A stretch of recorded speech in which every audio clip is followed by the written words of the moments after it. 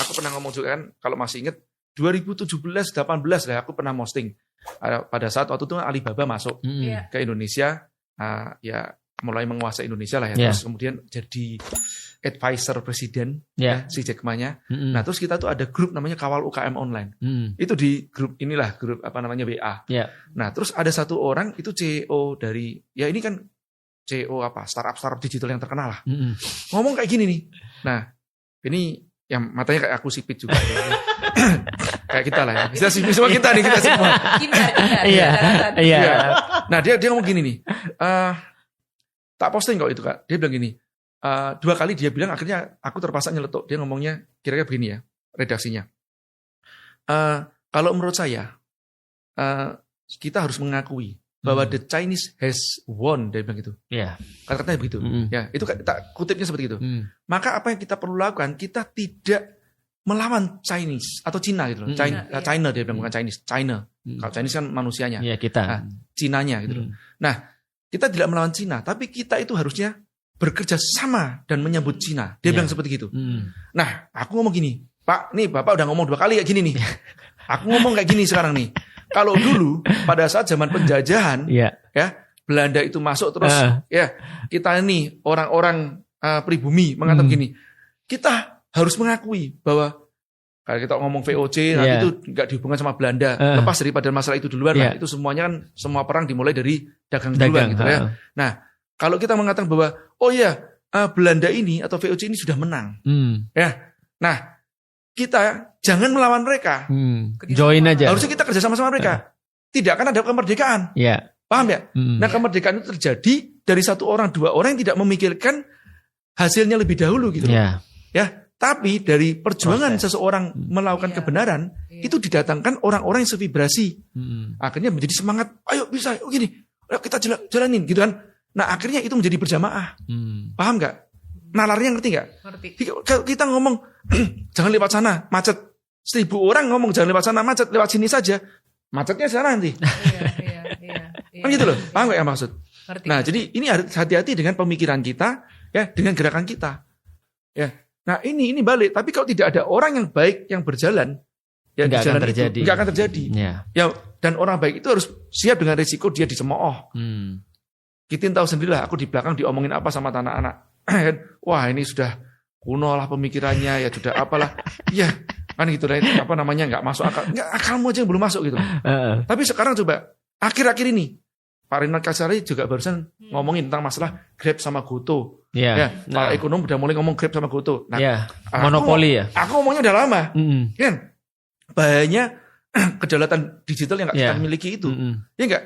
Bahkan aku pernah ngomongnya di Mabes Polri loh. Terus bilang apa Mas? Nah, kuno Mas. Enggak juga. Enggak. Malah mereka kaget. Ya, mereka kaget gitu loh. Oh iya ya. Jadi aku berbicara tentang apa? Yang aku podcast kan tentang kedaulatan digital. Bahwa besok itu ya, atau sekarang ini menyuap tuh Pak, nggak perlu ya yang namanya pakai duit. Ya, jadi nyuap itu pakai data. Ngerti ya? Udah beda sekarang. Nah, beda gitu loh. Ya, yang aku analogikan pakai martabak tuh loh. Ya. Nah, dan yang paling bahaya sekarang itu marketplace ini asing kan, kita ngomong karya anak bangsa yang bukan milik bangsa ini lagi. Ya, si Ijo sama si Shopee yang jelas-jelas asing itu yang bawa, ya kan? Dan ingat ya, asing kalau udah ngomong Cina sama ngomong Amerika, jahatan Cina loh. Kita ngomong untuk masuknya ya. Iya. Ya, soalnya apa ya? Mereka kayak menggalakkan secara banget gitu loh. Benar.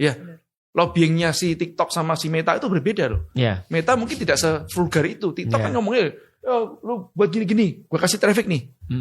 Jahatnya luar biasa, confirm nih guys. Itu udah kayak judi online sih. Nah, dia yang bisa menentukan lu rame, lu kagak rame. Nah, iya. Nah, kayak gitu kan. Nah, itu kan berbahaya banget. Bahaya banget. Itu yang aku ngomong kan, kalau ini traffic ketemu sama marketplace ya. Traffic ini kan bisa menentukan siapa yang mau dinaikkan, diturunkan, atau gampangnya kalau by algoritma, dia bisa membaca siapa yang soleh, siapa yang keblinger. Dari apa yang dia follow, ya, terus apa yang dia tonton, dia like, dia linguistik komennya, hotjarnya. Dia kan, gua nggak pernah nonton, nggak klik-klik kok, tapi lu hotjar kan. Nah, bisa gini, berhenti di situ. Nanti dia baca lagi, ini kan ada 10. Digeser lagi, algoritma jadi acak, dia berhenti di sini. Kan ketahuan dia berhentinya berarti di mana. Nalar nggak itu? Nalar. Algoritma, ya kan? Nah, ini bisa mengetahui seseorang ini tidak baik atau tidak baik. Tidak baik atau baik, soleh atau tidak soleh. Iya. Toko online itu bisa, atau marketplace, itu bisa menentukan siapa yang naik ke atas, bisa yang ke bawah. Iya. Ya, ojol food juga gitu juga kan. Nggak bayar, nggak bayar biaya etalase lah. Itu kan dia nggak naik. Artinya, kalau algoritma orang bisa ketahui dari situ, satu lagi perekonomian bisa dikendalikan sama dia. Digabung jadi satu. Nah, gabung jadi satu. Orang soleh dimiskinkan, orang keblinger dikayakan. Indonesia kacau. Tapi mungkin saya bertanya gini. Iya. Sama aja lah kalau aku kayak misalnya memberikan advice, udah lo lebih lurus-lurus aja. Misalnya gitu kan. Pasti kan dibalikin, Cici mah enak, lo udah settle.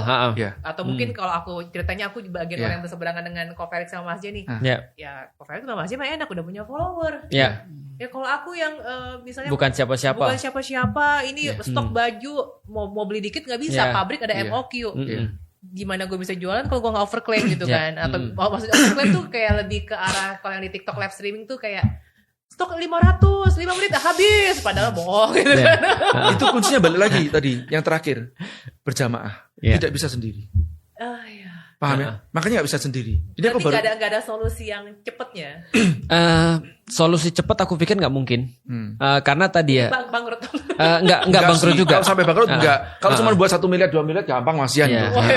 Jadi bangkrut juga enggak sih. Cuman memang tadi ya kalau misalnya ada yang bilang ini terus gue harus gimana nih? Gue ada stok barang segala macam. Menurutku sih yang pertama yang paling mendasar ditanya kamu bisnis untuk apa? Itu dulu tuh. Jadi kamu bisnis untuk apa? Setelah dia bisa jawab bisnisnya untuk apa. Nah semua yang tadi dia sudah dapat yang prinsipalnya. Jadi dia punya cukupnya. Dia tahu seperti apa dia lakukan. Dia benar-benar nggak gumun atau tadi apa gumun tuh bahasa Indonesianya kaguman dengan segala sesuatu yang diciptakan sama algoritma, sama keadaan, flexing dan seterusnya. Nah baru setelah itu dia berpikir bagaimana cara dengan produk yang tetap bagus tanpa overclaim kita bisa jualan. Karena tetap bisa jualan sih sebenarnya. Jadi logiknya gini loh, jangan kita ngomong nggak bisa duluan. Ya bisa dengan jalan yang benar. Baru mikir bagaimana caranya. Kalau begitu kita nggak bisa, ya kita mesti ketutup juga ini kan, cara kreativitasnya. Ya enggak? Ini ada satu kawan kita nih ya, yang sangat ekstrim banget ya. Tahulah ya, teman kita Fikri itu loh. Ya. Kan ekstrimku nih ya. Pasti kok cepet amat sih. Loh enggak apa-apa. Tapi Fik, gimana pun ya, dengan prinsipmu yang mungkin tidak satu, kan dia tidak satu aliran sama aku lah, saya juga sama. Tapi aku kagum sama dia. Dengan prinsipnya dia yang dia pegang, tidak boleh foto, tidak boleh ada video, tapi dia bisa berjualan. Paham nggak maksud? Sampai sekarang maju juga loh, masih jalan apa paling enggak kan? Temenan juga sama aku sih. Buat aku gini loh, maksud gini loh. Kita kalau udah punya prinsip, kita pegang duluan. Terus kita cari jalannya. Insya Allah tuh ada jalan. Dapat. Nggak ada yang namanya buntu. Buat aku yang ngomong buntu tadi itu soalnya dia masih ngelirik sana ngelirik sini gitu loh masih. Maunya yang cepet-cepet aja. Jadi menurutku sih Mas J itu ngomongnya dengan segala sesuatu yang ideal tadi, tapi jangan lupa Mas J itu udah melakukan apa aja. Dia udah nulis tentang bisnis yang dianalogikan dengan semut, sarang semut dan segala macam. Jadi prinsip-prinsip teknisnya juga sudah penuh semua. Artinya kalau prinsip-prinsip teknisnya itu sudah dilakukan, aku yakin masih bisa jualan sih sebenarnya. Artinya kan contoh gini, yang nggak boleh kan bukannya exposure-nya kan, yang nggak boleh menggunakan exposure untuk overclaim. Yang nggak boleh kan bukannya berjualan online kan, yang nggak boleh berjualan online dengan cara yang salah kan gitu kan ya. Nah tapi semuanya masih bisa dimanfaatin sih. Nah kalau gitu sekarang etika yang diperbolehkan itu untuk berjualan kan banyak nih yang menggunakan psikologi marketing ya. Harga dicoret karena saya sendiri melakukan itu, harga coret ya. Jadi nggak salah sih harga coret. Terus ada juga yang mungkin bilang besok harga naik. Pas besok diganti lagi, besok harga naik, selalu itu terusan gitu. Nah jadi itu sampai batasan mana yang diperbolehkan? Kayak gitu. Aku jawab dikit Mas ya. Boleh, lanjut. Secara dalil boleh. Oh gitu. Jadi kan aku udah pernah jelasin bahwasanya ini cuma masalah etika aja. Jadi ini bukan masuk masalah hukum. Karena kalau masalah hukum penipuan tuh berarti harus ada yang dirugikan. Jadi harus ada yang dirugikan dan kerugiannya ini bersifat nyata dan memang dalam tanda kutip ya, dia memang nggak ngerti. Beda dengan ketika kita ngelihat misalnya magic show misalnya. Kita datang di situ memang untuk ditipu. Kita lihat film-film bioskop, kita datang sana memang untuk ditipu sebenarnya. Tapi itu bukan penipuan. Tapi penipuan tuh contoh kayak gini misalnya. Dia bilang bahwasanya misalnya ini aku jual durian harganya segini 3 kilo. Tiba-tiba datang ke kita harganya udah kita bayar, datangnya misalnya 2 kilo. Nah itu penipuan. Iya. Nah berarti itu masuk delik itu. Tapi kalau cuma kayak marketing, ini marketing kebanyakan memang ethical memang masalahnya. Nah problematikanya adalah pertanyaannya, apakah damage yang diakibatkan oleh ethical itu selalu lebih rendah daripada damage yang diakibatkan oleh sesuatu yang bersifat hukum? Jawabannya tidak. Karena bagiku ethical itu justru lebih bermasalah daripada hukum. Jadi contoh misalnya kayak gini ya. Contoh misalnya kita jualan kita bilang besok harga naik misalnya. Setelah itu besok lagi harga naik lagi. Lama-lama orang bilang dia cuma gimmick doang. Nah orang-orang yang kemudian ngeliat itu menurutku hukuman etikalnya itu lebih parah daripada hukuman legal. Karena hukuman legal ada waktunya, ada terus kemudian besarannya. Tapi kalau hukuman etikal ini nggak ada. Nah artinya kalau dia melakukan hal-hal yang sama terus-menerus, balik lagi. Bisnis ini kan masalah trust. Nah kalau trustnya sudah hilang, terus gimana dia mau bisnis yang lain? Gimana dia bisa dipercaya? Tapi contoh misalnya, kadang-kadang kita juga jualan juga gitu mas, sama. Kita menggunakan etikal tapi tidak sampai ke jurang lah. Contoh misalnya kayak gini misalnya. Kita misalnya ketika kita jualan acara. Kemarin yang aku bilang acara Itiba itu mas. Itu kita ngumpulin dulu waiting list. Itiba itu apa sih? Itiba itu semacam kayak acara. Singkatan? Itiba itu acara kayak menceritakan Nabi Muhammad. Jadi kayak konser. Jadi kayak konser tapi. Nah terus ketika kita jual kita kumpulin waiting list dulu. Gampangnya ya kalau teorinya Mas Jaya. Mungkin lead ya. Iya betul, leadnya diperbanyak dulu. Atau gampangnya ya kita lebih mudah mancing di kolam yang banyak ikannya daripada kolam yang gak ada ikannya. Ya sesuai dengan teori-teori marketing yang normal lah biasa. Nah kita kumpulin waiting list dulu terus kemudian kita jualan di sana. Artinya secara kemungkinan kita laku lebih besar daripada ketika kita tidak melakukan apa-apa. Tapi yang kita fokuskan adalah pada produknya. Kita liatin produknya seperti apa. Sementara tadi memang benar-benar jadi gimmick. Jangan sampai kemudian kayak misalnya kayak tadi kita bisa bilang bahwasanya ini besok tutup ya, setelah besok tutup kita buka lagi misalnya. Nah itu kalau kita lakukan terus begitu orang-orang akan lihat paling juga nanti juga buka lagi. Nah itu hukuman etikal menurutku lebih parah sih. Dan itu masalahnya gini. Tadi kan kalau bicara masalah kitin yang relatednya dengan yang diomongin tadi itu, yang ngelakuin hal-hal seperti tadi itu kan gak cuma satu. Akhirnya merusak ekosistem kan. Dalam artian apa? Yang jujur malah jadi besok harga naik. Itu dia ternyata ngomong jujur bener besok harga naik. Gak dipercaya gitu. Paham gak ini maksud? Ya mirip kayak gini loh. Pemberitaan satu orang pakai boraks yang jualan di pinggir jalan. Yang lain dianggap pakai boraks semuanya. Gitu kan? Nah, itu yang disebut namanya perusak ekosistem itu. Ya. Gara-gara satu orang pakai fake orderan semuanya kan ya. Nah, terus yang lain jadi tidak percayaan juga. Wah, ini paling fake order. Padahal yang lain enggak pakai fake order. Ya. Nah, banyak yang seperti itu kan kasusnya. Nah, tentu aja ada proses namanya detox atau perbaikan lah. Nah, kalau kita mau berbicara bisnis yang jujur di tengah yang situasi yang tidak jujur, nanti orang kan awalnya mungkin ya nganggap kita kayak mereka. Paham nggak? Penjualan kita nggak bisa langsung naik kayak mereka, karena kita akan turun duluan. Oh ya, sampai orang nanti niteni. Oh sama dia nggak seperti gitu loh. Nanti akan naik. Dan kadang teman-teman tuh sampai kurvanya baru bawah, belum sampai naiknya dia udah berhenti. Nah, tidak maksimal. Ya. Berarti harus sabar. Iya, ya karena di lingkaran kita yang udah nggak benar gitu loh. Ya ekosistemnya nggak benar. Nah kembali lagi kalau tadi seandainya tadi kan kolam itu kan juga yang disebut namanya jamaah. Ya kan. Nah begitu kolam ini kebentuk ya, itu ekonomi berjamaah juga kebentuk lebih mudah. Ya. Yang sebenarnya gini Tin, kalau menurut aku ya, tadi aku bilang dapetin omset kenceng itu sekarang nggak susah. Yang susah itu stabil. Cek deh. Ini kalau yang ngomong pengusaha aku ngerti sih. Ya, kan? Kalau yang dengar pusing ini. Nah, sekarang gitu kan, kenapa kan dimainkan oleh algoritma tadi itu. Jadi naik, turun lagi. Ya. Harus jual lagi, posting lagi, joget-joget lagi, naik lagi, turun lagi. Iya. Itu contohnya kayak gitu. Kan? Aku nggak pakai TikTok ya. Nah, aku sampai sejak awal aku begitu lihat TikTok, aku lihat ini rusak ini. Udah sejak awal. Gak ada emosi apa sih? Nah, soalnya aku ngelihat kan berdasarkan gini kan, aku belajar ya NLP ya, neuroscience kan. Nah, aku begitu lihat gini, ini nggak benar. Ya, ini menyebabkan orang ini ya tadi tuh hormon dopaminnya jelas. Terus habis itu kan orang jadi nggak sabaran. Impulsif. Ya, betul. Kan ini kan berapa detik tak loh. Prefrontal cortex. Itu berbahaya banget loh sebetulnya. Ya itu memang merusak tadi brain rot. Brain rot. Menurutku kayak gini misalnya kalau contoh di dalam dakwah kayak gini, sudah menjadi sebuah anggapan ustadz tuh harus dibayar. Misalnya. Dan kadang-kadang ada satu orang undang satu ustadz, dia minta misalnya 5 juta ketika 15 menit untuk ceramah misalnya, taruhlah. Atau misalnya 10 juta untuk 1 jam ceramah, misalnya 1 sesi ceramah. Lama-lama orang ngelihat setiap ustadz tuh harus dibayar.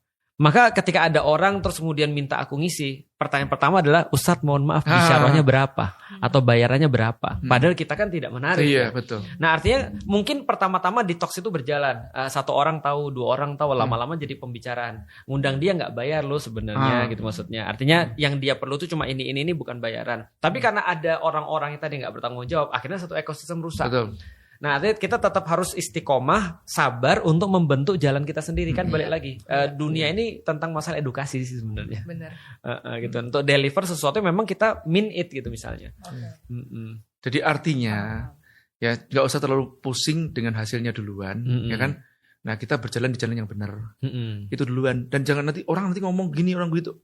Itu salah lagi gitu loh ya. Wah, gue nggak peduli sama omongan lu ya.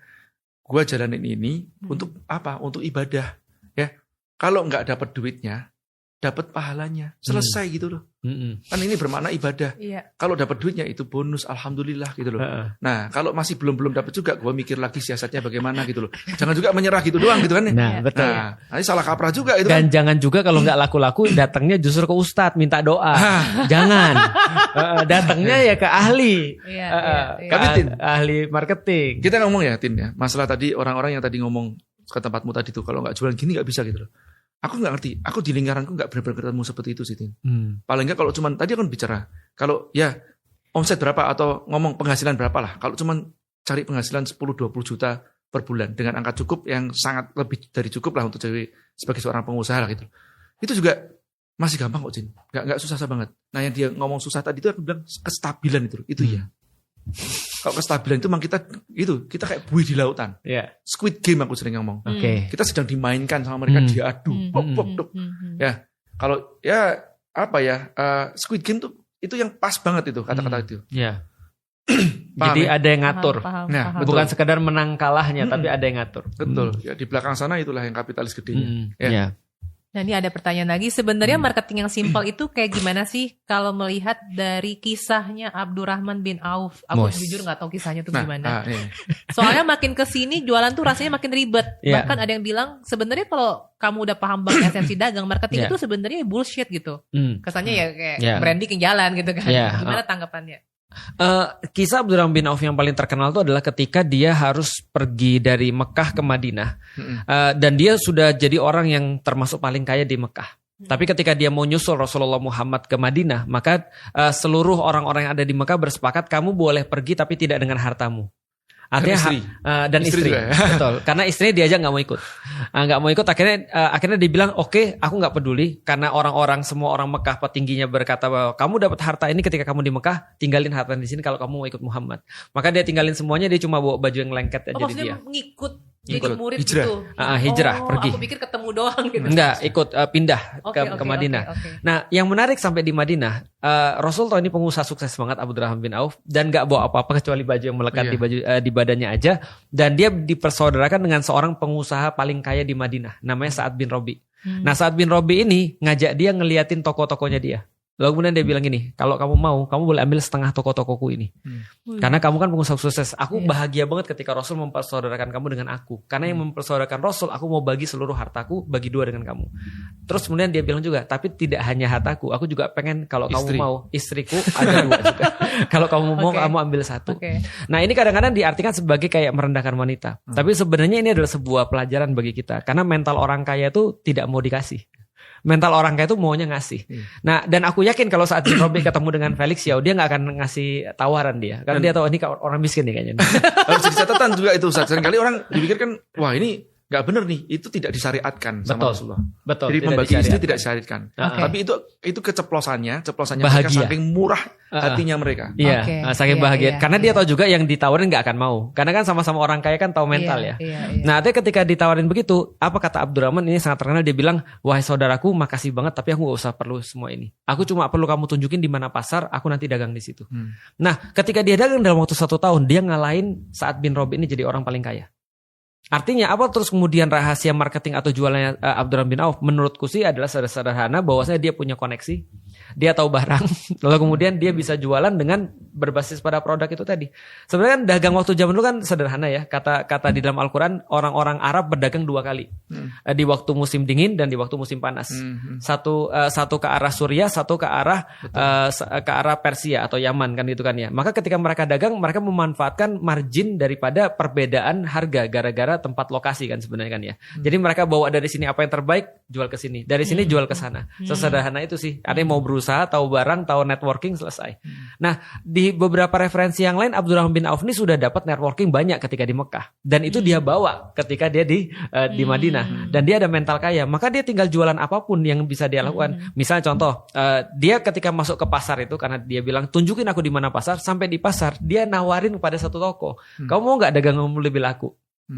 Karena aku sudah punya brand, personal branding bersama aku orang jujur, aku orang baik dan segala macam. Maka tokonya bilang mau dong, dia jualin barang orang, dia dapat duit, dia buka toko sendiri. Lama-lama jadi yang paling kaya. Iya. Iya, ada personal brandingnya juga sih. Nah, kata-kata personal brand itu hati-hati disalah kaprahkan dengan yang seperti sekarang nih. Pencitraan. Flexing. Yang disebut personal brand itu adalah kredibilitas. Trust. Kredibilitas ya. Itu integrity.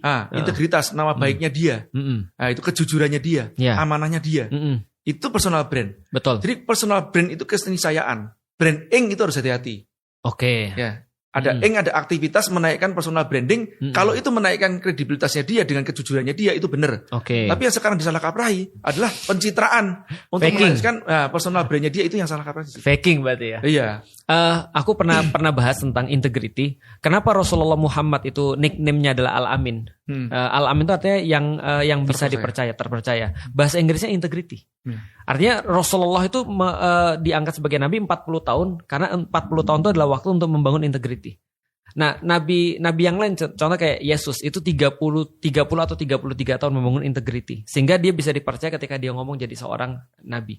Nah, maka menurutku sih personal branding zaman sekarang diartikan dengan faking tadi. Kata orang fake it till you make it. Jadi kalau kamu belum jadi orang kaya, kamu seolah-olah kaya dulu kan gitu kan ya. Harus gimana aku bisa gabung dalam klub orang kaya ini? Berarti mobilku harus nggak boleh Avanza.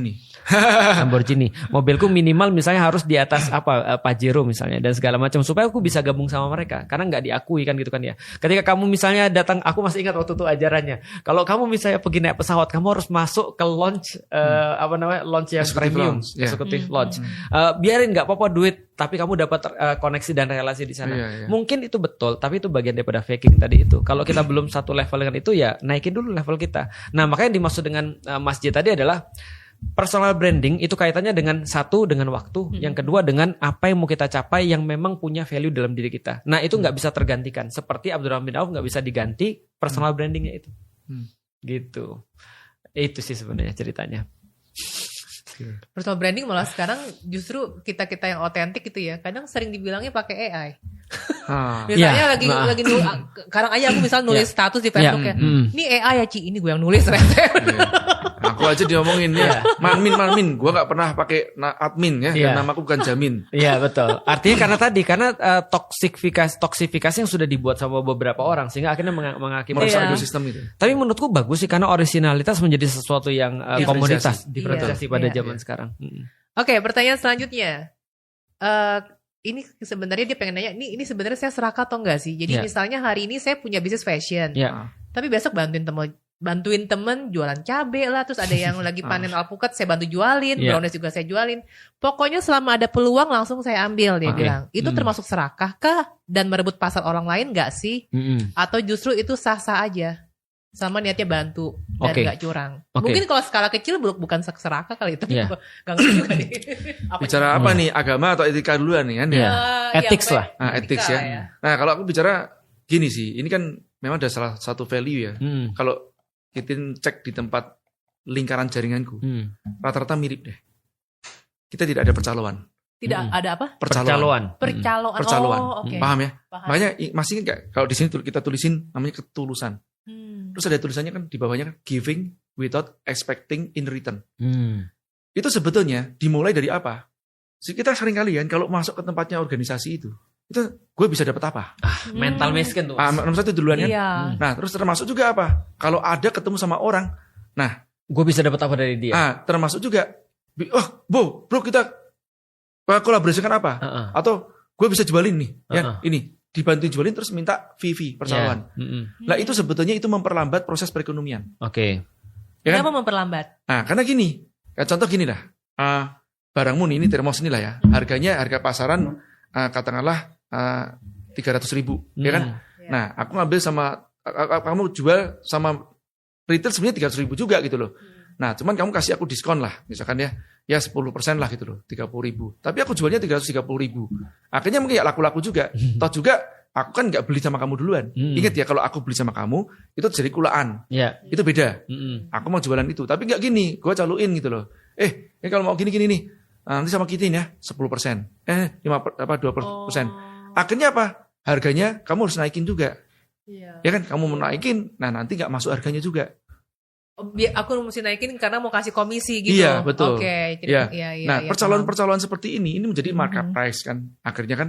Nah satu itu, kedua ini yang sering aku bilang gini, tentang namanya kartu peluang lah. Ya, sering nggak kita perhatikan peluang itu justru malah probabilitasnya banyak yang di tempat kita itu bukan peluang kita.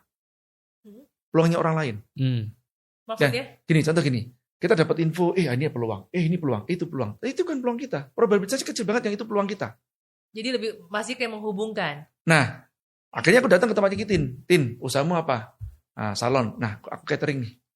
Kayak gitu loh. Ya. Ini contoh ya guys. Ini contoh aja gitu. Ya. Sampai ke salon. Itu contoh.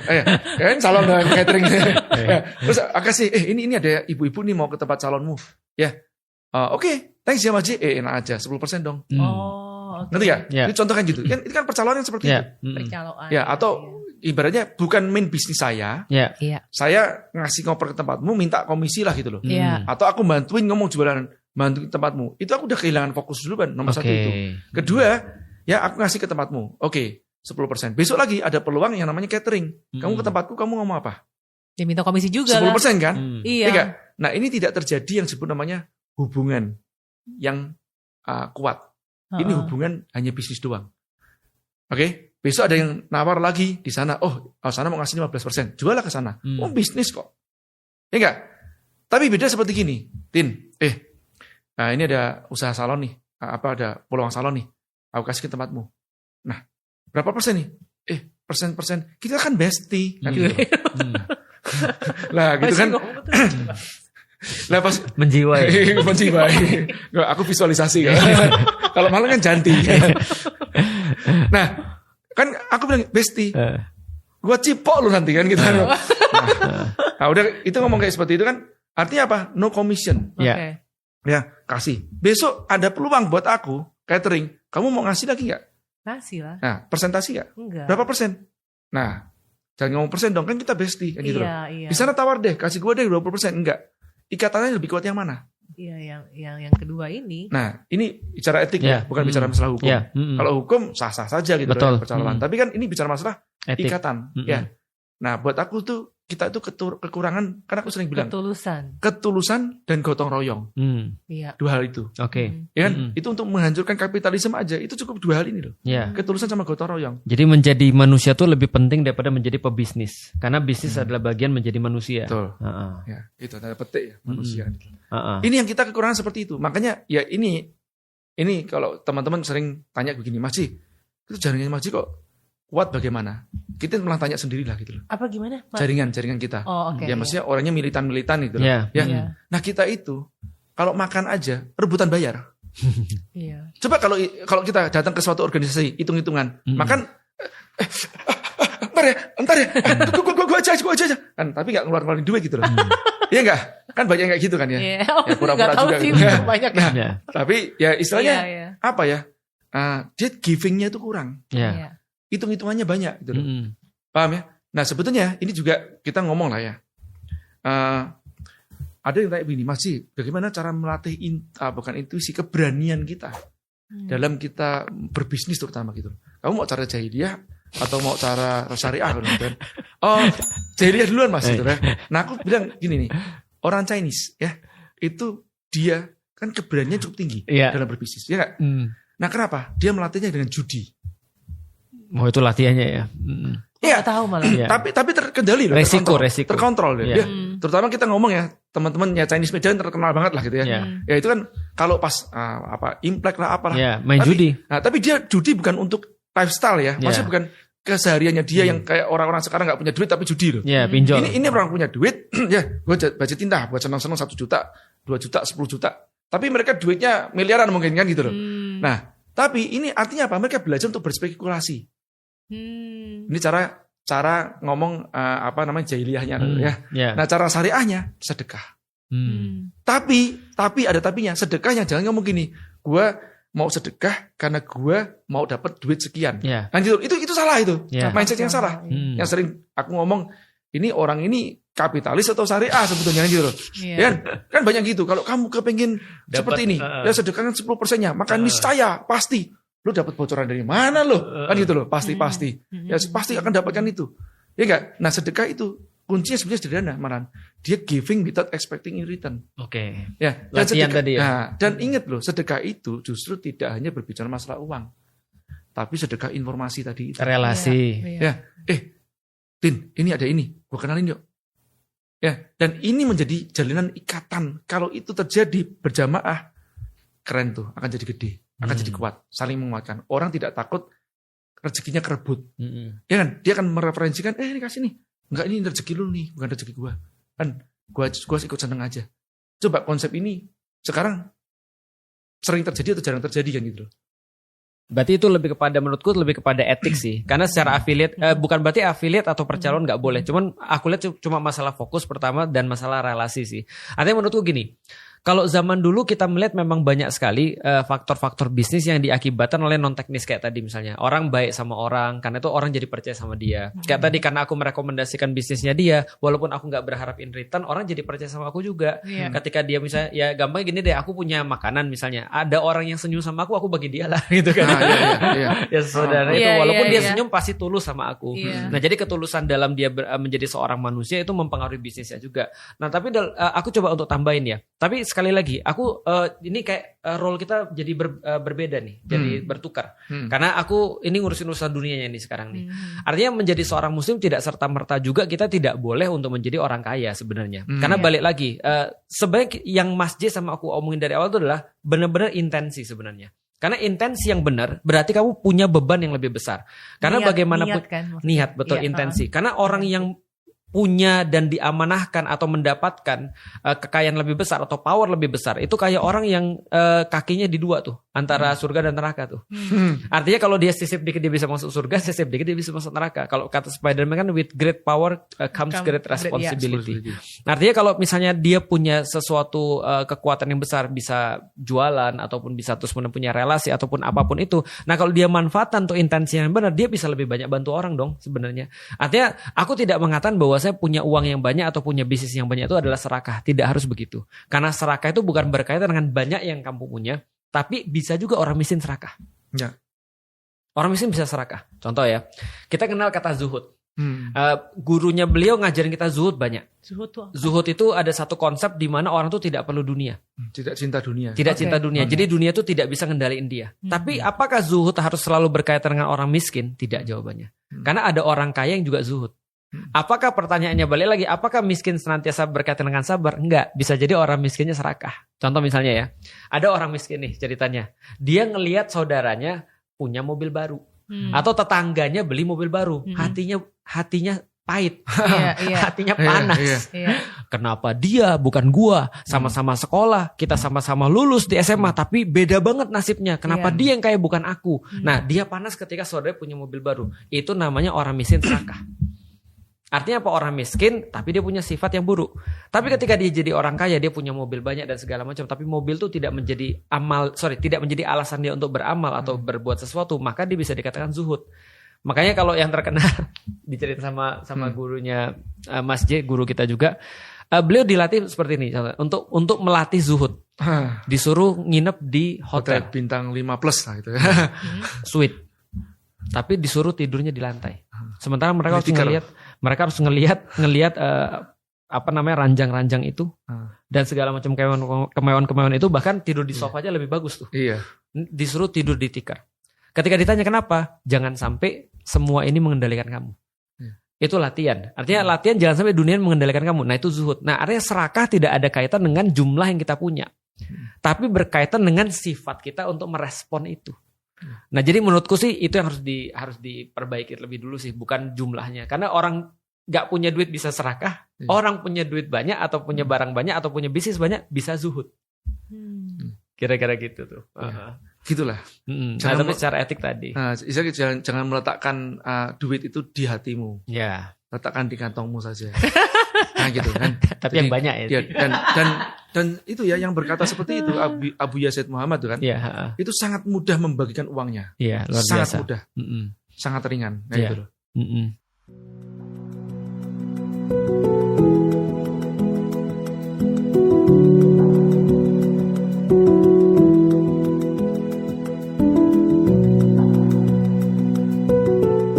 Sekarang ada lagi nih, ini sebenarnya kaitannya lebih ke pencitraan ya. Tapi dia bertanya, ini sebenarnya pencitraan yang berlebihan gak sih? Kalau kita sering posting aktivitas harian toko di sosial media nih, kayak, wih lagi rame, antrian kasir, atau lagi packing orderan banyak, kembali lagi sebenarnya niat kan. Atau kan sering kali juga ada yang, aku tuh sering banget kalau ngeliat di Facebook ya, apalagi teman-temanku rata-rata muslim kan yang di Facebook kan. Ngasih hadiah umroh ke karyawan-karyawannya. Betul.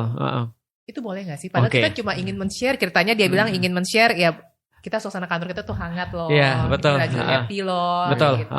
Itu udah dijawab sendiri sama Cekitin sebenarnya. Apa? Tadi tergantung niat. Karena ini sulit banget. Karena gini ya, kita nggak usah bicara bisnis dulu ya. Kita bicara tentang sesuatu yang ibadah. Ibadah jelas baca Quran, jelas. Tapi pertanyaannya, posting baca Quran itu bisa jadi ria nggak? Bisa. Artinya ada nggak orang masuk neraka gara-gara baca Quran? Ada. Oh gitu ya? Ada. Ada nggak orang masuk neraka gara-gara sedekah? Ada. Karena mamer. Karena niatnya. Karena niatnya. Ada nggak orang masuk neraka gara-gara berjihad? Ada. Karena niatnya balik lagi. 3 orang ini sama menghadap Allah di dalam satu hadis. Menghadap Allah ketika di yaumil qiyamah. Ketika Allah terus menanya dia, kamu minta apa? Surga ya Allah. Kenapa kamu minta surga? Ada yang bilang karena saya sudah baca Quran. Ada yang bilang karena saya sudah berjihad, darah saya sudah tumpah demi engkau ya Allah. Ada yang bilang saya sudah bersedekah siang dan malam. Itu semua saya mengharapkan pahalamu ya Allah. 3 orang ini semuanya Allah bilang enggak, kalian bohong. Karena di hati kalian enggak begitu. Yang satu, kamu pengen baca Quran supaya kamu dibilang pinter baca Quran dan seorang qori pembaca Quran. Yang satu lagi, kamu jihad supaya kamu dibilang pahlawan, pemberani dan keren. Yang satu lagi, kamu cuma bagi uangmu supaya kamu dibilang dermawan. 3-tiganya diseret di kepalanya, masuk ke neraka. Artinya jangankan kita bilang tentang bisnis, ini ibadah aja orang bisa masuk neraka karena tipis banget gitu kan ya. Nah pertanyaannya adalah, boleh nggak kita terus kemudian menilai orang lain? Jadi kalau ada orang nih, contoh misalnya ya, ada orang posting sesuatu yang misalnya dia syukuri atau apapun itu. Bisa jadi yang disyukuri adalah keluarganya, bisa jadi yang disyukuri adalah bisnisnya, bisa jadi yang disyukuri adalah ketika dia pergi ke Mekah atau apapun. Kalau ada yang komen, lu riya lu. Nah yang komen itu udah pasti salah. Yang posting belum tentu salah. Bisa jadi salah, bisa jadi benar. Tapi yang komen udah pasti salah. Kenapa? Karena dia sudah menjudging bahwa itu pasti riya. Kalau dia mau ingetin, dia bisa ingetin dengan cara yang lain. Betul, DM atau apapun. Nah contoh misalnya kayak gini misalnya. Pertanyaan sederhana. Memposting keluarga misalnya. Aku secara pribadi, orang-orang di kalangan para asatis ini, kadang-kadang mereka tidak mau mengeksplor kehidupan pribadinya, dan itu bagus. Karena ada memang ancaman-ancaman dalam tanda kutip bahaya-bahaya ketika dia mengeksplorasi kehidupan pribadinya sendiri misalnya. Nah tapi orang-orang ini pada zaman sekarang perlu semacam kayak goals. Dia perlu ngeliat ini seperti apa sih sebenarnya gitu kan ya. Nah kalau memang kita benar-benar bisa untuk mengendalikan niat kita, bismillah ya. Bismillah, mudah-mudahan ini adalah untuk kebaikan. Misalnya kita nunjukin orang bahwasanya ustadz itu punya keluarga seperti apa seharusnya, atau misalnya bagaimana cara dia mendidik anak-anaknya. Bolehlah kita posting dengan niatan yang benar. Sama kayak bisnis juga sama, ketika dia pengen agar dia nunjukin ini loh, terus kemudian kondisi timnya, terus kemudian memberikan seperti apa dia nangani satu masalah. Nah ini menjadi inspirasi bagi pebisnis yang lain. Nah yang membedakan kita posting karena bangga atau karena ingin menyombongkan, itu kan tipis tuh. Betul sekali. Yang tahu dia sendiri. Betul. Gitu. Betul. Ya. Aku ingat loh Mas J. Mas J pada chat aku. Iya, aku tapi chat kan? Iya, chat. Betul, itu dia. Lebih tepatnya tuh kalau Mas J, kalau aku nggak salah ingat ya redaksinya. Ada baiknya. Hati-hati. Bangga itu aku hanya bahkan jangan membanggakan anak, kalau membanggakan apa gitu. Justru membanggakan tuh yang patut dibanggakan adalah guru kalau nggak salah ya. Guru boleh. Terus ada lagi orang tua. Betul. Nah tapi balik lagi lah misalnya kalau misalnya kayak tadi misalnya ada orang punya bisnis ya, ketika dia posting bisnisnya dan segala macam. Pikiranku sederhana. Orang sekarang itu senantiasa berebut untuk nyari pola dan patron. Patron apa? Patron itu contoh. Pattern. Pattern. Patron itu contoh lah. Role model. Idola. Dan itu akan dilakukan oleh manusia sadar atau nggak sadar. Ketika dia kecil dia akan cari patron, dia akan cari idol. Ketika dia sudah agak gede dia cari idol. Ketika dia sudah lebih gede lagi dia cari idol. Nah kalau idol ini tidak disediakan oleh orang-orang yang baik, maka dia akan jadi pada orang-orang yang jahat. Dan jangan sampai kita jadi orang yang terus kemudian jadi jahat juga untuk diidolakan sama orang lain. Nah maka perkara terus kemudian kita senantiasa untuk membersihkan niat kita dengan cara yang lebih baik, nah itulah urusan kita. Nah tinggal kita berharap bahwasanya ini benar-benar adalah sesuatu yang baik. Gitu. Aku ada solusi tengahnya itu, Ustaz. Gimana? Berarti ini aku jarang posting kan? Enggak pernah malah sekarang. Pokoknya pengumuman doang. Tapi kan apakah aktivitasku tidak diposting? Iya. Yang posting bukan aku. Oke. Kan orang lain ya. Iya. Bukan aku bawa kamera kemana-mana. Mohon maaf ya. Iya. Sekarang banyak loh. Kan? Nah, Mbak kemarin jadi gini. Jadi udah direncanain dari awal Mas ya. Alangkah baiknya kita sendiri niatkan nomor satu melakukan kebaikan. Iya. Mau peduli diposting atau nggak diposting. Kalau yang posting itu janganlah kita. Oke. Ngerti nggak? Ya orang lain yang posting ya silakan saja. Gitu. Tapi kita juga jangan mengharap nggak diposting nih kan itu loh. Paham nggak? Gue udah berbuat baik nih, susah nih angle-nya yang pas dong gitu loh. Ngerti nggak? Ini sekarang jadi masalah loh. Masalah di Indonesia ini kan masalah yang dimulai dari orang masuk gorong-gorong gitu. Yang diliput gitu loh masalah itu. Betul. Dan itu kan berulang terus sampai sekarang. Karena orang kita ini gampang gumunan, gampang kaguman gitu. Ngerti gak? Padahal kalau aku nih lihat angle kamera dari mana sih? Ini kesengajaan tidak kesengajaan. Sampai diteliti ya Mas. Loh kan gitu kan, soalnya apa? Sekarang banyak yang melakukan skenario seperti itu loh. Kan ini kan berbahaya kalau kita salah pemimpin lagi kan gitu loh. Kan lagi ya sebenarnya. Betul. Iya enggak? Karena caranya sama gitu ya. Nah gitu kan. Itu yang berbahaya. Nah, ini akhirnya tanya. Tadi di mobil juga kita masih tanya, "Mas, gimana ya kita bisa tahu si A itu benar atau enggak benar?" Aku enggak benar-benar tahu, terus terang. Betul. Nanti waktu yang membuktikan. Tapi buat aku lihat indikator. Aku bilang indikator. Indikatornya apa, Mas? Ulama-ulama yang lurus dia endorse dia atau enggak? Nah gitu loh.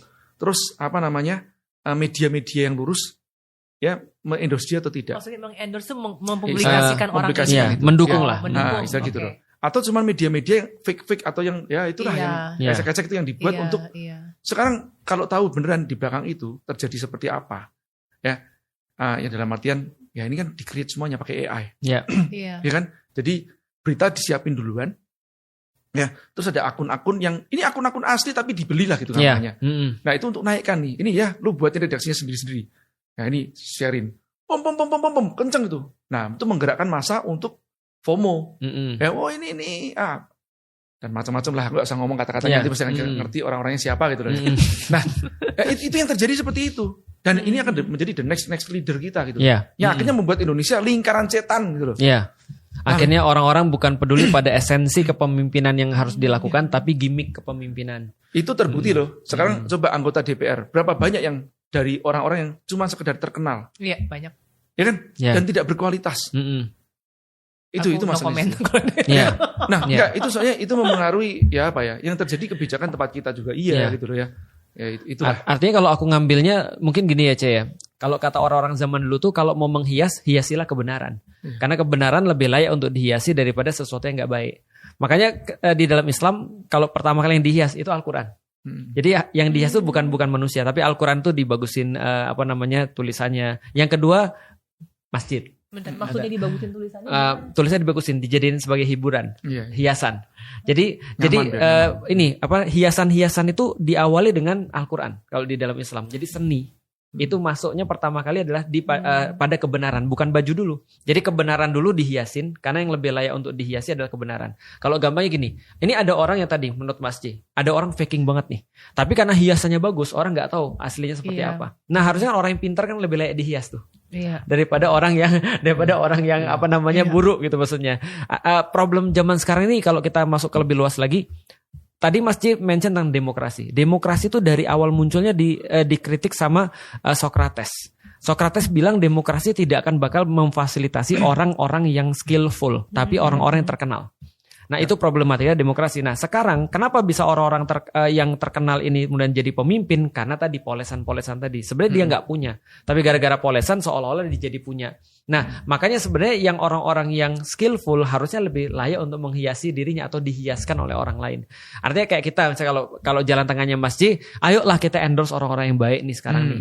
Nah di saat orang-orang yang sekarang nggak baik dalam tanda kutip atau orang nggak skillful lah, bukan orang nggak baik ya, dia di endorse. Tapi orang-orang yang banyak ini mereka memilih diam ketika mereka menemukan orang-orang yang baik. Contoh misalnya ya, berapa banyak ketika orang-orang ketemu dengan orang-orang baik lalu dia posting, aku ketemu dengan orang baik nih. Tapi yang banyak kan adalah orang-orang yang ketemu sesuatu yang pengalaman buruk dia posting tuh. Tapi kalau pengalaman baik, contoh misalnya aku baru makan di tempat ini misalnya, ini tempatnya keren banget loh misalnya, walaupun dia nggak banyak promosi tapi makanannya enak, orang-orangnya jujur dan segala macam. Aku baru ketemu dengan ini, masya Allah keluarganya keren banget dan seterusnya. Ini kayaknya relationship goals deh yang benar kayak apa. Nah termasuk orang-orang ngelihat materi ini, oh ini satu lagi, berapa banyak orang-orang share konten-konten kebaikan dibandingkan dengan share konten-konten yang buruk. Itu dari dulu kita omongin Mas. Salah satu daripada yang harus teman-teman lakukan adalah stop untuk share konten-konten yang aneh. Stop making stupid people famous. Gitu kan ya. Tapi konten-konten yang pendidikan kayak gini misalnya, yang orang-orang harus nonton sebenarnya, berapa banyak yang nge-share? Mungkin nggak sebanyak orang-orang nge-share yang ancur-ancur. Mohon maaf nih. Luna Maya nikah. Lalu kemudian akad nikahnya cuma telat 3 detik Mas. Oh iya. Orang dihebohin kan? Heboh orang bahas. Nggak sah gitu ya? Nggak sah atau sah. Tapi coba bayangin ya, orang-orang Palestina udah berapa bulan nggak makan, gitu kan ya. Lantas kenapa sedikit sekali orang-orang yang mau untuk nge-share, orang-orang mau bahas? Artinya memang betul kata Mas J. Nggak ada obat sih kalau untuk orang-orang yang daya pikirnya masih kurang, kecuali memang di-upgrade daya pikirnya. Betul. Baru dia bisa diinstal dengan perkara-perkara yang baik.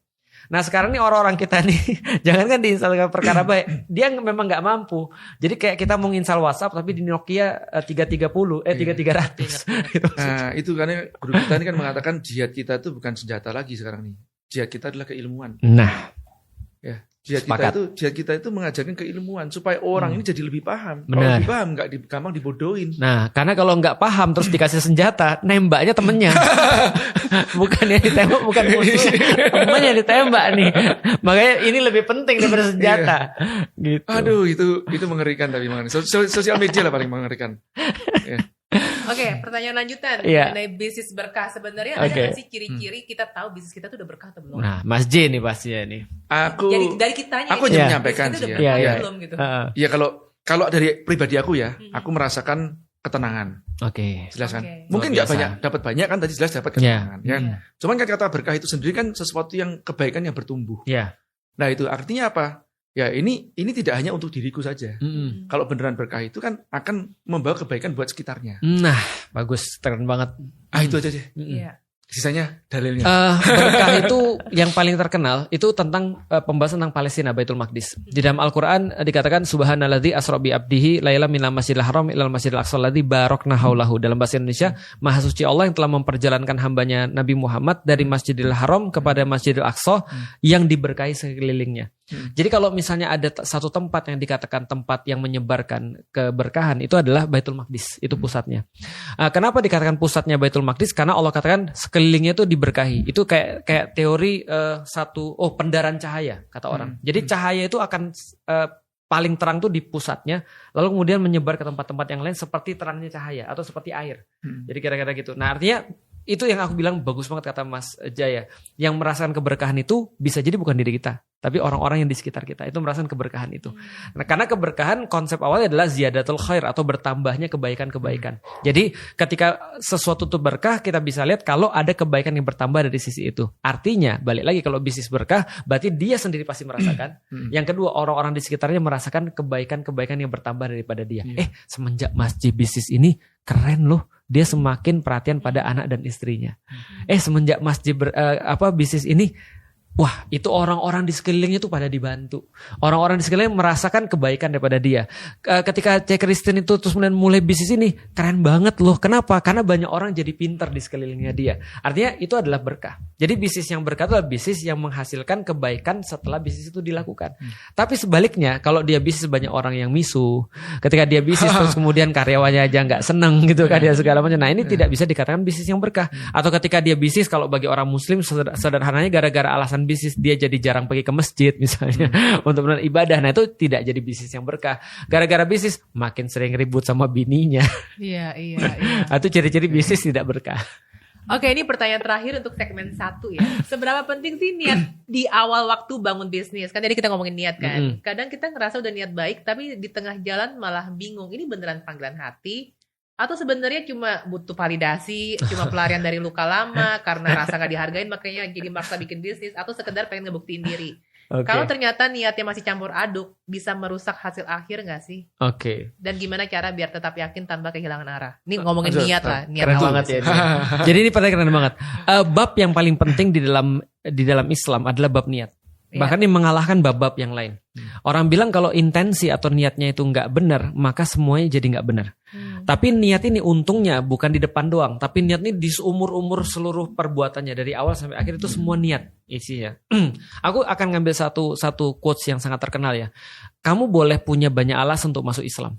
Tapi kamu cuma boleh punya satu alasan untuk berada di dalam Islam. Jadi alasan masuknya itu boleh banyak, tapi alasan stay itu cuma satu. Apa itu? Alasan stay bahwasanya kamu merasa bahwa ini adalah agama yang benar. Itu sudah alasan satu-satunya. Artinya itu akidahnya benar lah, gampangnya seperti. Tapi alasannya bisa banyak. Ada orang yang dengar, wah aku seneng banget dengar azan, dia masuk Islam. Oke, nggak ada masalah. Ada yang mimpi apa ketemu putih-putih, terus dia pun bilang itu kayak Islam. Oke, nggak ada masalah. Pintunya ya, macam-macam. Iya, pintunya. Kamu dengar lagunya dari Sulaiman, dunia sementara akhirat selamanya, ya oke. Ada juga orang masuk Islam gara-gara musik, ada juga Mas. Ada juga ada orang misalnya kalah taruhan masuk Islam, ada. Yang masuk Islam gara-gara Ko Felix banyak banget pasti ya. Enggak sih. Apapun alasannya lah. Mungkin karena Felix Xiao cakep, misalnya gitu kan. Walaupun itu enggak valid ya. Tapi ya oke lah, enggak apa-apa. Ataupun dengan cara seperti kita, mikir. Kita panjang, logika kita mikir, akhirnya kita masuk Islam. Oke, enggak ada masalah. Tapi alasan stay cuma satu. Karena kamu berhasil menemukan bahwa Islam adalah agama yang benar. Udah itu aja alasan stay.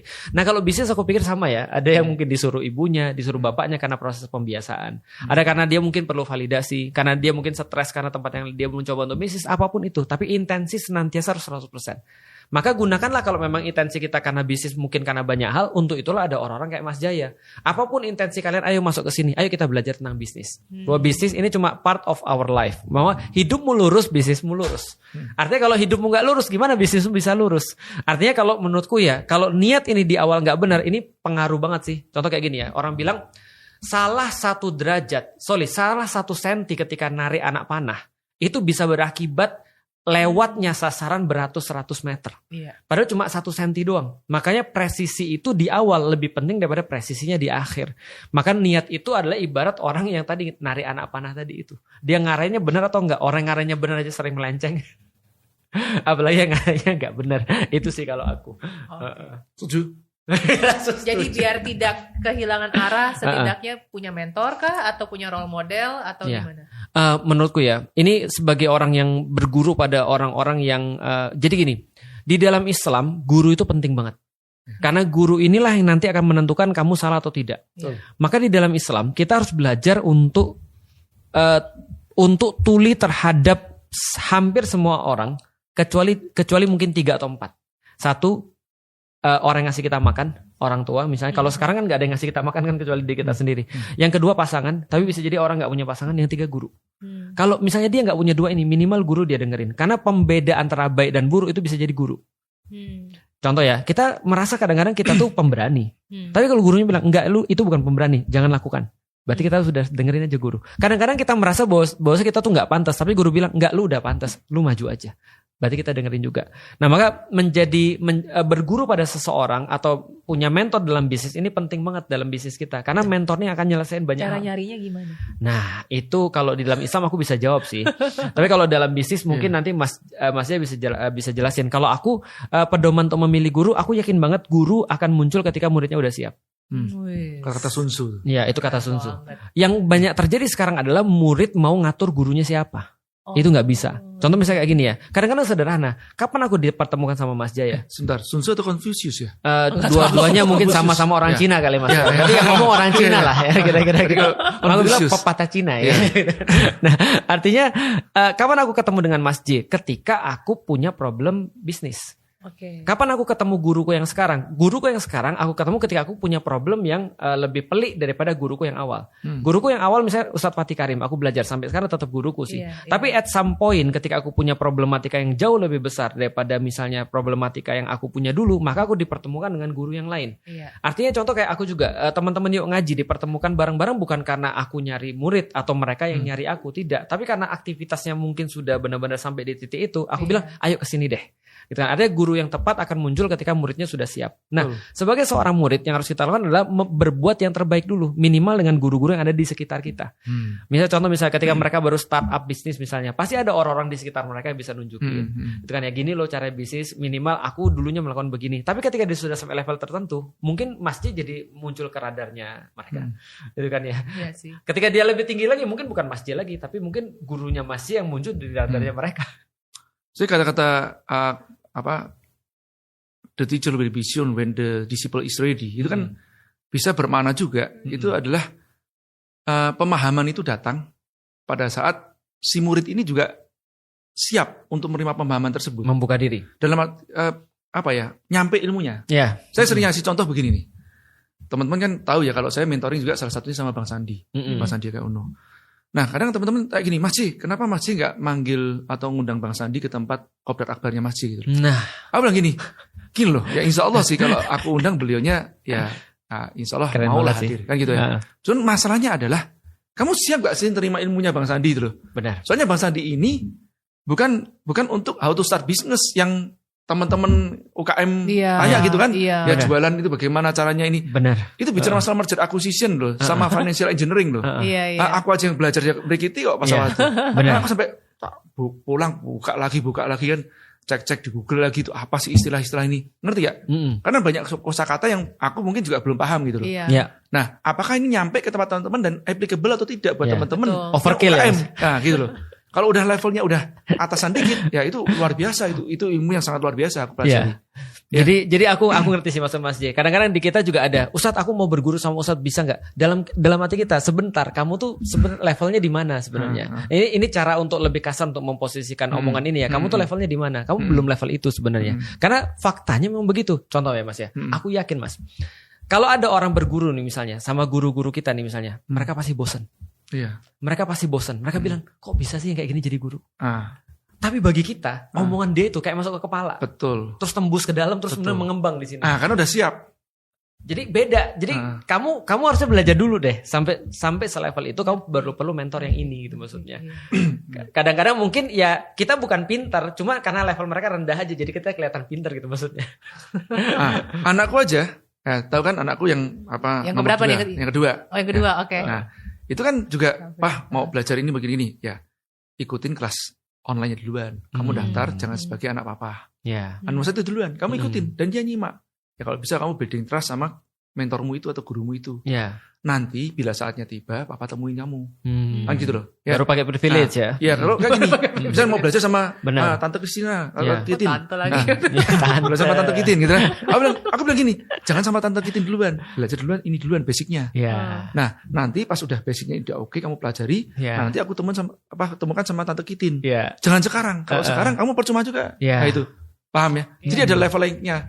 Jangan belajar langsung sama profesor untuk belajar ilmu TK. Tambah kurang kali bagi. Kan gitu loh ya. Kan mubadir juga kan gitu. Iya, betul. Gitu. Jadi tahu diri itu penting sih.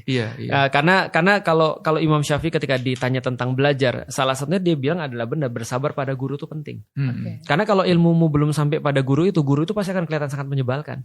Gitu maksudnya. Atau sangat membosankan bagi kamu karena mungkin kamu aja belum siap untuk itu. Ternyata murid-muridnya banyak dan jadiin dia guru gitu maksudnya. Karena keperluan aku dan masjid pasti berbeda dengan keperluan dia.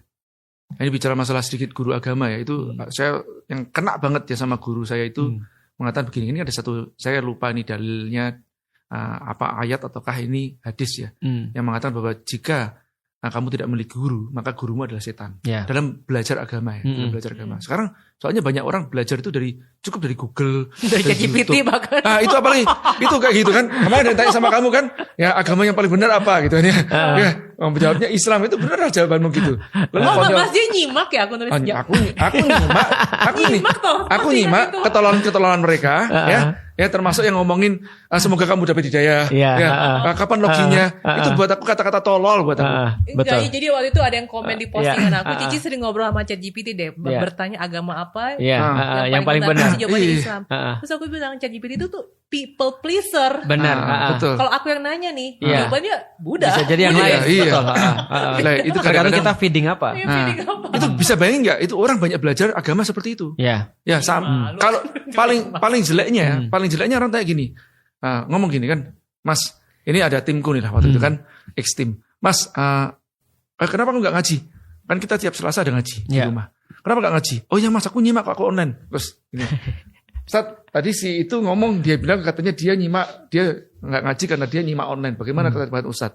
Oh iya, berarti nanti surganya online juga. Dikit tapi nyelekit. Iya bagus itu kan. Pas banget kan gitu loh. Artinya ada sesuatu yang memang nggak bisa digantikan dengan offline sih sebenarnya. Dan tadi sebenarnya pembahasan kita juga pas lagi ngobrol pas di podcastnya Cece kan kemarin kan ya. Bahwasanya kita bahas bahwasanya menurutku ya ada orang nanya kayak gitu itu adalah bisa jadi sesuatu yang membuat dia justru dosa kalau itu menghalangi orang-orang jadi dari hidayah. Dan dia nggak ngerti tentang kondisinya apa, langsung prakteknya langsung kayak gitu aja. Kan tiap orang kan beda-beda. Tahu nggak Mas? Itu banyak komen yang akhirnya nyalain aku. Ini nggak benar gini nih segala macam. Dan ada juga beberapa orang berilmu yang ngeritik aku. Ini nggak benar segala macam. Yang dari podcast itu. Dari podcast itu. Oh, kok Felix bacain komennya ya? Bukan, ada yang langsung datang ke aku. Oh gitu. Langsung. Nah, cuman kan balik lagi. Berarti konteksnya mana aku nggak. Jadi ada penjelasan. Ketika Cece interview terus dia bilang gimana kalau ada orang yang ngomong bahwasanya semoga dapat hidayah. Oh iya. Nah kan orangnya nggak nyaman. Iya. Kita harus seperti itu. Ya aku ngambil contoh. Aku kepada ibuku juga aku nggak kayak gitu juga. Misalnya. Nah, aku kadang-kadang kayak gitu sama Feren tuh di Escape. Cuma tuh apa? Untuk lucu-lucuan karena kita tahu kondisinya seperti apa. Nah, sehingga satu hal itu nggak bisa diaplikasi seperti kayak robot gitu maksudnya. Kalau ini aplikasinya ini nggak bisa begitu karena dakwah itu adalah sesuatu seni sebenarnya. Nah, di titik itu banyak orang-orang sih balik lagi, Mas. Nggak bisa terima tengah, Mas. Maunya ekstrem kiri atau ekstrem kanan. Itu aku ada satu analogi yang agak ekstrim sih, Ustaz. Kalau ada kita ngomong sama orang yang korupsi nih, nah terus kita tuh ini ngobrol santai aja, terus semoga Bapak mendapatkan hidayah atau mendapatkan petunjuk ke jalan yang benar. Pasti dia marah, karena dia juga merasa bahwa oh ya gue pahlawan bagi keluarga gue, benar, kan gitu loh, ya. Nah orang kan punya perasaan seperti itu, nah makanya menghargai orang berkata benar belum tentu caranya benar. Kan gitu kan? Betul. Saya suka kata-katanya Gus Ba yang mencuplik satu dalil nih kan, mengatakan al-insan abdul ihsan, itu kan bagus banget ya. Betul. Jadi manusia itu budaknya kebaikan. Gitu loh. Manusia budaknya kebaikan. Akan menjadi budak pada kebaikan. Nah, orang yang baik sama dia bukan belum tentu benar orangnya. Ngerti gak? Misalnya temennya ini orang nakal gitu ya, pergaulan gak benar, tapi dia baik. Pas lagi dimarahin sama bapaknya dia ngerangkul. Ini kebaikan. Manusia tuh budaknya kebaikan. Dia akan ngikutin kebaikan itu. Ya, jadi bukan masalah. Bukan benar atau nggak benar. Betul, tapi cara how to delivernya dia, bagaimana? Ya, tepat atau tidak tepat itu. Dulu pas pertama kali di Twitter, aku kan bahas riba tuh. Dihantem bahas riba. Ini segmen kedua nih ngomongin. 70.000 followers komen ke aku. Aku nggak suka Felix tapi dia benar. Oh aku ngomong gitu? Iya, aku kan langsung datengin rumah Mas J kan waktu itu kan. Untuk ngobrol kan sebenarnya kan ya.